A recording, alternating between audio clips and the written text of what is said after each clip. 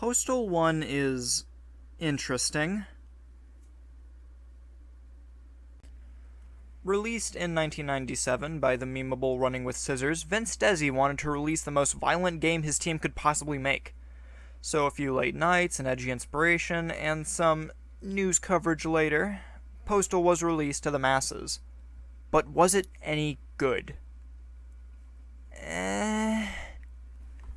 Don't get me wrong, I love the Postal series, but I wouldn't really call the first Postal good. As much as I would call it interesting. Postal is about a guy, well, going postal. He's off to kill every man, woman, and child, and by that, I mean the hostiles. And with the innocent AI forcing it, maybe some innocent people too. I'm not joking about that, sometimes I'm not even trying to kill innocent people, but they just keep running into my gunfire. Postal as a series is obviously known for its sequel, Postal 2, which netted slightly more controversy, a goofy story, the good old ultraviolence, and the late Gary Coleman. But this is a dark and edgy game with loading screens that look like this. Suitably creepy, yet so alluring.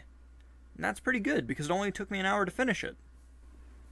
Yep, this is a short game, but fret not, because it's also a free short game. That's right, this game is on Steam for free.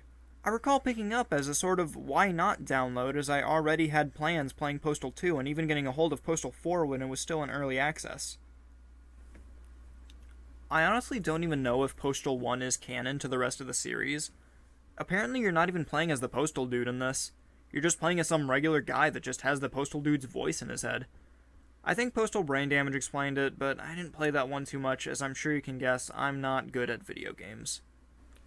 An interesting facet about this game is that when you're playing, you feel like you're slowly going insane. I don't know what it is, it's a combination of dead silence followed up by your gunfire, the sound of screams, and the repetitive gameplay that washes out what you're doing. It's almost as if it's becoming mundane, almost natural.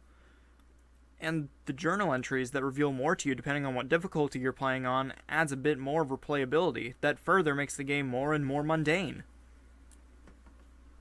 Remember how just a moment ago I said that it was just dead silence? Well, I'm not entirely right. During the loading screen, some bizarre distorted music plays coupled with the bizarre image that you sometimes can't make sense of. Take a listen.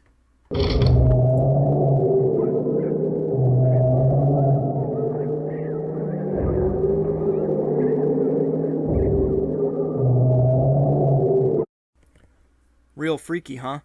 I feel I should get some controversy out of the way, so I'll bring up that the ending does involve the dude going to an elementary school.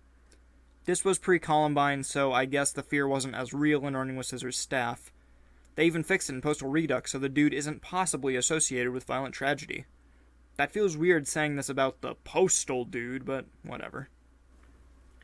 As it is a free game, I think there's no harm in picking it up. It's not like it's the worst thing ever made.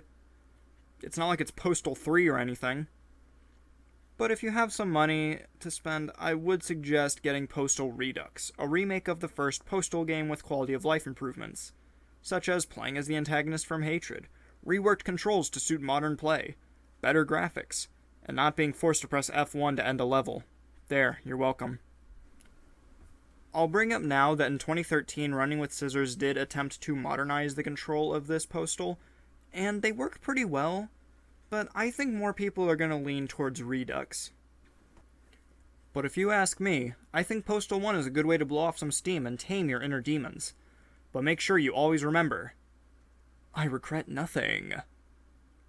I really don't know if that was a good Postal Dude voice or not.